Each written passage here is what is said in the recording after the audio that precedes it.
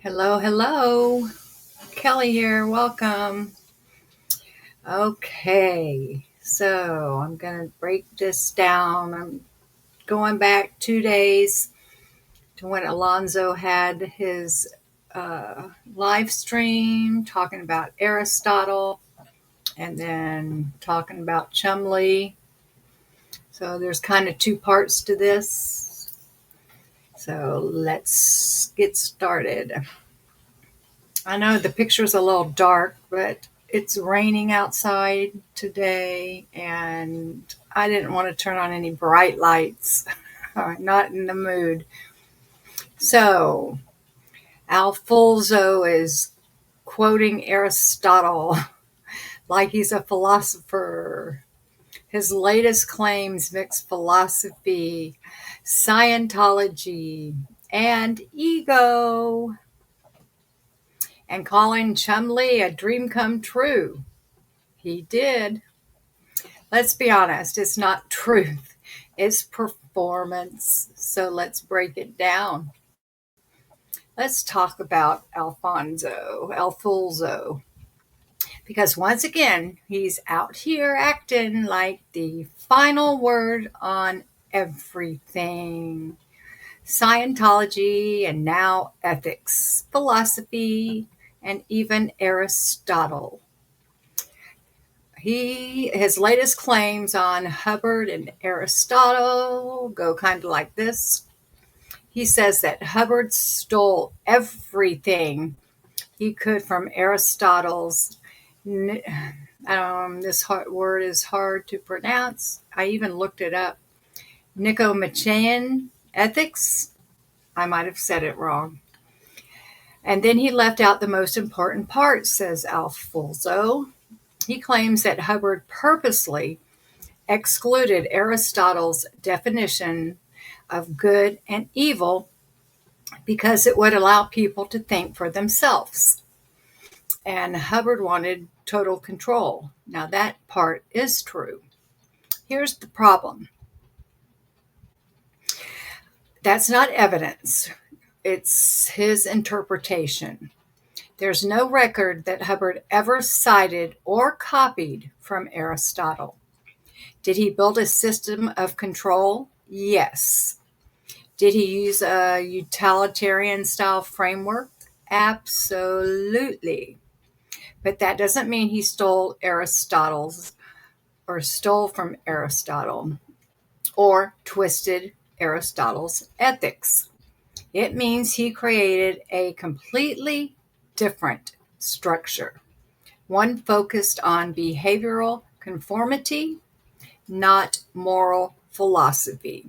There's a big difference. Hubbard has nothing to do with philosophy like Aristotle. So that would be like comparing apples and oranges. Now let's talk a little bit about Aristotle. His ethics are about personal virtue, reason, and what it means to live well. Hubbard's system isn't even playing on the same field.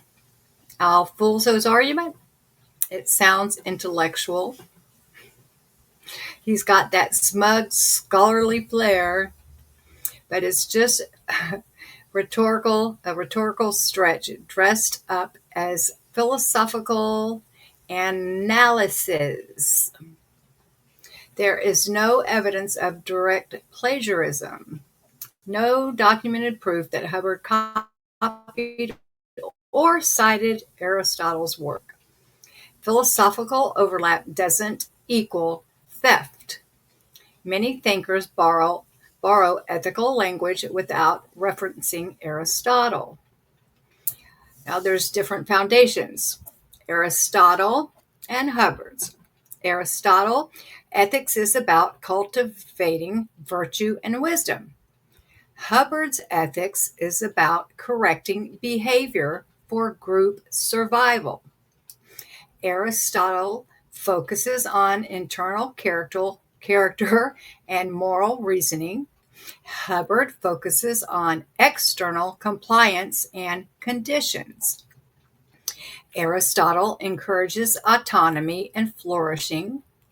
Hubbard enforces obedience and conformity. Two very different things here. Alfoolzo wouldn't have you think so, though. His framing is selective. Alfoolzo focuses on what Hubbard left out, but Aristotle's ethics are complex and debated even among scholars. Critics of Aristotle, like Martha Nussbaum and J. L. Mackey, argue that his ethics are not always applicable to real-world suffering or to injustice. So using Aristotle as moral gold standard is itself controversial. Hubbard's ethics were influenced by many sources. Hubbard pulled from psychology, military discipline, and even Eastern philosophy, not just Aristotle. You could argue Alfoolzo is cherry-picking one influence to make a rhetorical point. Let me scroll down. Alfoolzo's claim is philosophically provocative, but it's not airtight. You could say Alfoolzo's argument oversimplifies both Hubbard's ethics and Aristotle's philosophy. There's no evidence of direct theft, and the ethical systems serve fundamentally different purposes. If anything, Hubbard borrowed ethical language, but built something entirely his own, for better or worse. And the brainwashing debate. Scientology isn't brainwashing because people choose it, Alfoolzo says. This is a classic deflection. Yes, people initially choose to engage in Scientology, but that doesn't mean coercion or manipulation isn't involved later. Informed consent matters. If people aren't told the full and whole truth up front, their choice is compromised, Alfoolzo. High control groups often use gradual indoctrination. The ideology begins to do the thinking for them, as the speaker admits, as Alfoolzo admits, which is a form of psychological conditioning. Brainwashing isn't just about force. It's about removing critical thinking through repetition, isolation, and emotional pressure. And I would argue that's what Scientology does.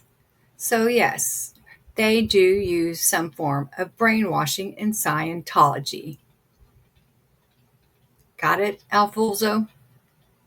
Scientology can still be accused of brainwashing, even if people choose it at first.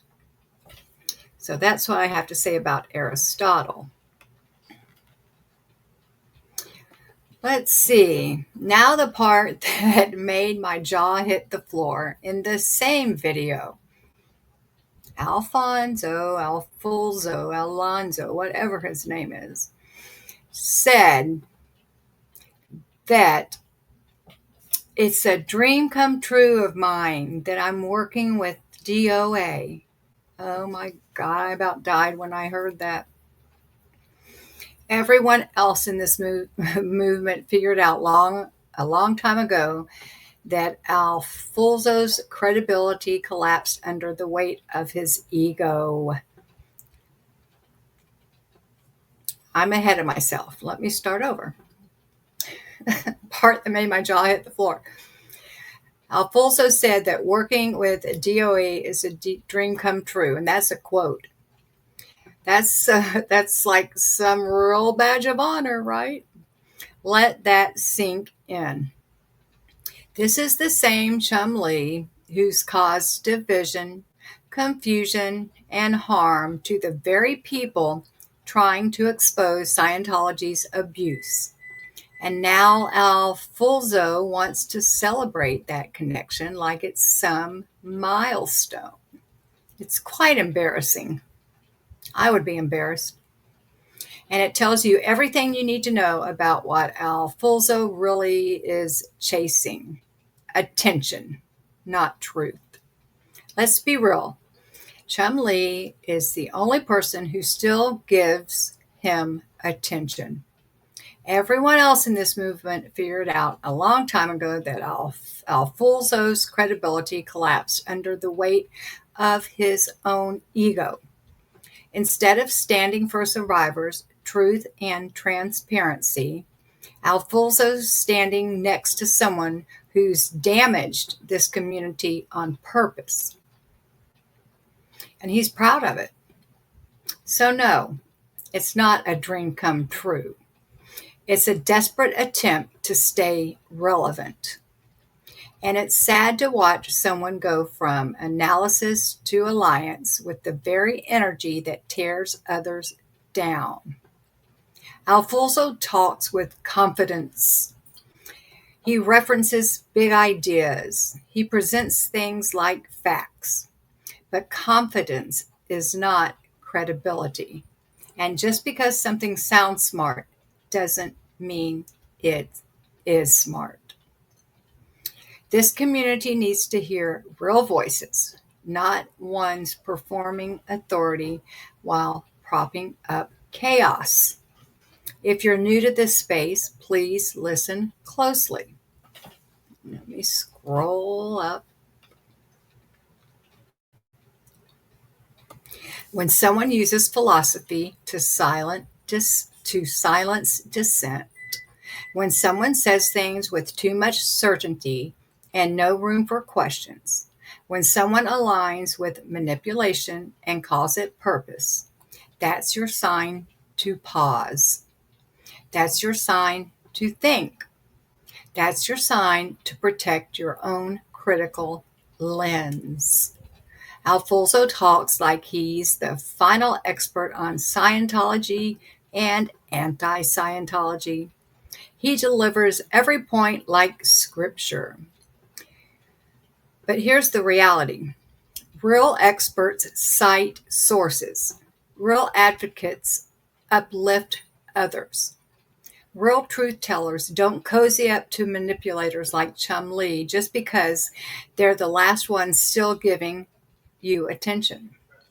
Alfoolzo lost credibility a long time ago, and aligning with DOA proves he's not trying to get it back.